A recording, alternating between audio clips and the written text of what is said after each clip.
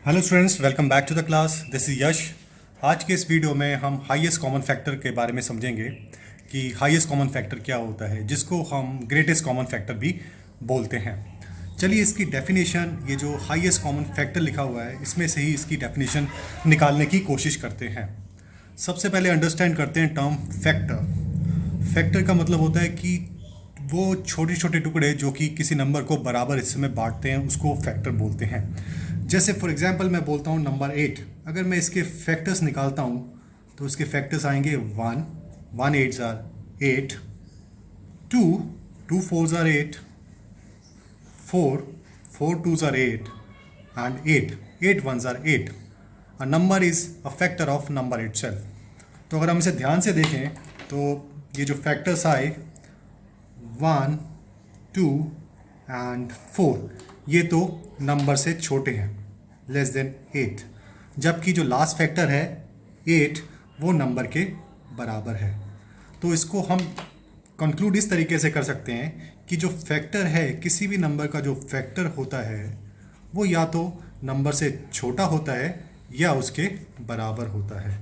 Factor is less than और equal to number.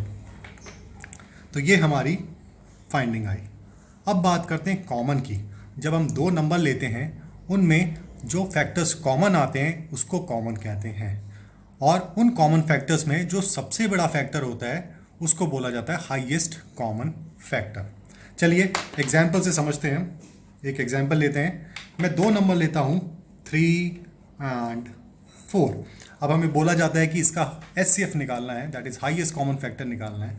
उसके लिए सबसे पहला स्टेप ये होगा कि हम 3 के पहले फैक्टर्स निकालेंगे। 1 3 ज़ा 3, 2 फैक्टर नहीं है 3 का, 3 1 ज़ा 3। तो 1 और 3 के फैक्टर्स हैं। अब आगे बढ़ते हैं, 4 को देखते हैं। 1 4 ज़ा 4, 2 2 ज़ा 4 एंड 4 1 ज़ा 4। तो 4 के फैक्टर्स आ गए 1 2 एंड 4।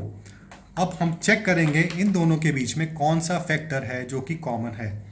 1 इनमें कॉमन है, इसके अलावा और कुछ भी कॉमन नहीं है। तो 1 हाईएस्ट कॉमन फैक्टर कहलाएगा, क्योंकि यही है कॉमन और कुछ कॉमन नहीं है। तो हम बोलेंगे highest common factor of 3 and 4 is equal to 1। I hope इतना क्लियर हो गया होगा। चलिए आगे बढ़ते हैं, दूसरा एग्जाम्पल लेते हैं। अब मैं दो नंबर लेता हूँ 8 एंड 20। अब इसका हमें HCF निकालना है, तो हम वही प्रोसीजर फॉलो करेंगे। पहले फैक्टर्स निकालेंगे 8 के। 1 8 ज़ार 8, 2 4 ज़ार 8, 3 फैक्टर नहीं है, 4 यस 4 2 ज़ार 8, 5 6 7 नहीं है, 8 1 ज़ार 8। तो 8 के फैक्टर्स आ गए 1 2 4 एंड 8। अब बात करते हैं 20 की।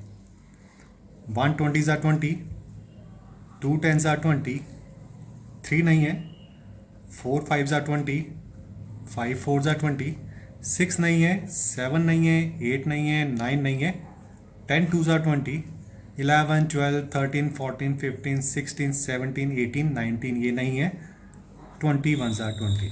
तो 20 के फैक्टर्स हो गए 1 2 4 5 10 एंड 20। अब बात करते हैं कॉमन फैक्टर्स की। कौन कौन से कॉमन फैक्टर्स हैं इन दोनों के बीच में।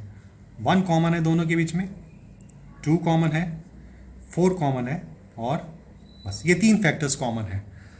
अब बात करते हैं इन तीनों में से हाईएस्ट कॉमन फैक्टर कौन सा है। तो अगर आप देखें तो 4 is the highest common factor. तो हमारा आंसर आ जाएगा HCF ऑफ 8 एंड 20 इज 4। 1 तो कॉमन है, 2 भी कॉमन है, 4 भी कॉमन है, लेकिन हाईएस्ट 4 है।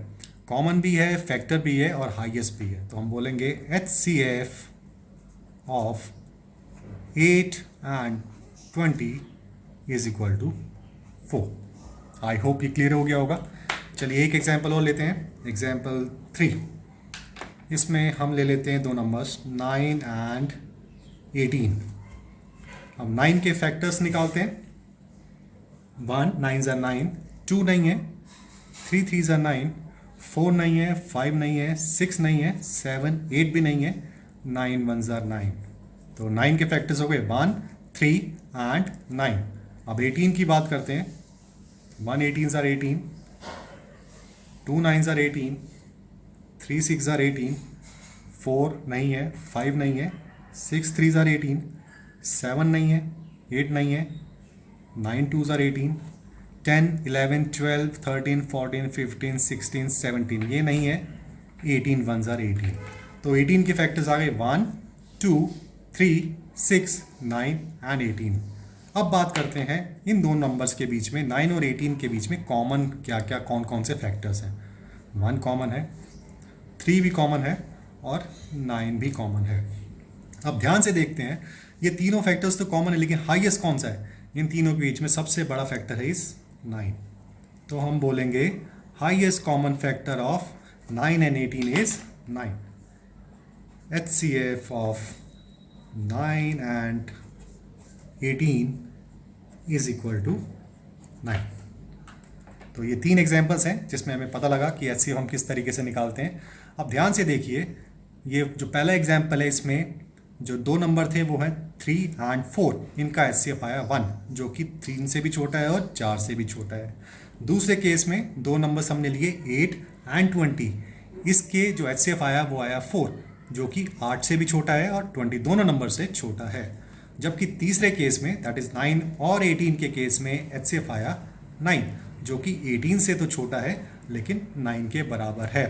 तो हम इन 3 एग्जाम्पल से ये कंक्लूड कर सकते हैं कि 2 नंबर का जो HCF होता है या तो उन दोनों नंबर से छोटा होगा, जैसे कि केस 1 और केस 2 में हुआ, या जो छोटा नंबर है जैसे केस 3 में 9 नंबर उसके बराबर होगा। देखिए इसमें HCF आया 9 और 2 नंबर थे 9 और 18, तो छोटे नंबर के बराबर आया।